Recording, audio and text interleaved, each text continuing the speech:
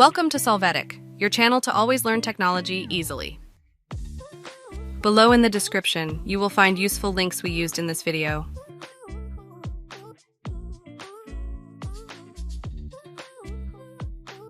Today in Solvetic, we will see how to unhide rows Excel. We are going to open the Excel file. To hide a row, right-click on it and click Hide. You will see that it is hidden.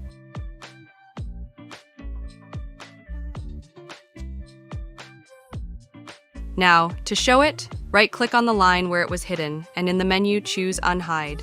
You will see the row available again. Hey, remember to subscribe Solvetic channel.